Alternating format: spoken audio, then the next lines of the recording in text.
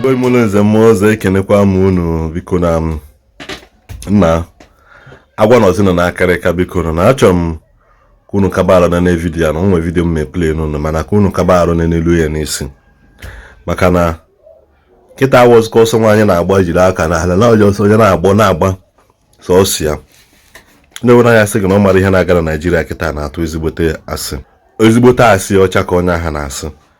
So biko na achọrọ m kwuru were anya okene ji onye ihe na-akpa new video anụ nwanne achị play kịta maka na gịnị mee video anụ bụ video ya na-enene like this ị na-ajụzi onwe gị onwe ihe anyị mere iche na this country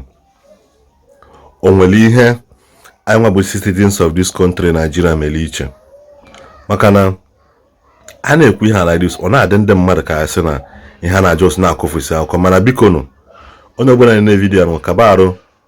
ka ọ na-ehi na-akpa gị ka ọ na-ehi na-akpa onye ọzọ welube gị Georgia na this video ka efe na-ekwu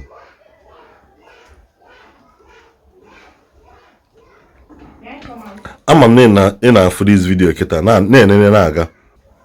ị na ha afịa kịta na-enene na-aga ị ya-afụ ka ihe si wee na-eti gị ego n'ike granọt 50 naira bụzi 100 naira toothpaste 250 bụzi 700 rice bụbu 700 bụzi 2000 ị na-enene kene na-agbụ gị na-ajụ onwe gị o nwere ihe anyị mee bụ citizens of this country onwe ihe ọzọ anyị mee that we don't deserve something good o nwere onye anyị mejọ o nwere onye batara na Nigeria nwasị nna anya ndị anụ wee mewa na mobi na for that reason these people will never know peace. O nwere ọnụ ndị ọcha colonize Nigeria bụrụ ndị ọchịchị anyị ka o nwere ihe anyị nwa bụ citizens ji aka anyị metela onwe anyị maka ịmasịzi m na nke a bụ ụka na omenala ihe a bụzi gịnị act of wickedness and nwoke mmadụ gịnị enwere mmadụ ibie ntagide ahụ afọ niile n'isi gị abịa now jụzie onwe gị ajụjụ na jụọ onwe gị sị na o nwere ihe offense commit you yourself personally mmadụ eji wee holu ntutu taa sị gị na this country anụ nọ na ya kịta na nwere uru ihe ọma ya abalị mmadụ because everything adọbụrụ na times 3 times 4 and then ka o si wee ka njọ bụ na onwe ihe gbagoro na-akwado alịda ogo na ya alịda ndị na-eli ya ma nkwa wepụ ya ego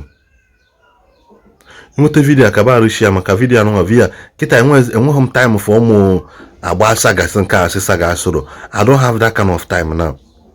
Ọka mma na mụ na gị na-abụ ịmala energy ahụ unu ji eshi ya saga ịmala energy ahụ unu ji eshi ya vidiyo na nwere isi ịmala energy ahụ unu ji drag pastọ drag onye drag ndị omenala drag ndị dibịa drag onye ole na energy akịta channel ya to something productive na onye lijula afọ na-agbasaga mmadụ ahapụ ebe bịa na-agba ọkụ dọ na-achụ oke it's not possible. Ụmụnne m na ụmụnna m biko n'ilukene na ihe nke anụ nwanne ka unu ghọtasị na ihe anyị na-achụ na Naịjirịa nwa na ọrụ na Naịjirịa dị kịta nwa na o nwere onye obi dị mma so sebi ya ama na ndị mmadụ ike dị ndị mmadụ just kwute okwu na eme giveaway 50,000 ihe receive account number ndị mmadụ more than 200,000 account number ihe receive ya ma ndị sendele gị inbox ma ndị sendele na comment section agụụ ji onye ukwu jido ma onye nta onye ọbụla egwuru wayo today na-achọ ọba ya adịla ya na mma onye ọbụla egwuru wayo today na-achọkwana onye oyi egwukwa nke ya biko ndododo ebula onye ụka ti ihe anụ ọnụ bido gbasagba ozi ya ndị fada ndị pastọ bido gbasagba ozi ya na congregation unu ndị unu na-azụ bido gbasabịa ya ebulu ndị dibịa bido gbasabịa to your followers na ihe siri ike onweke esi gbalụ mmadụ 10 after today ma mma na poverty is the source of their problem onweke esi buolu mmadụ amụma today ma here na poverty is the source of their problem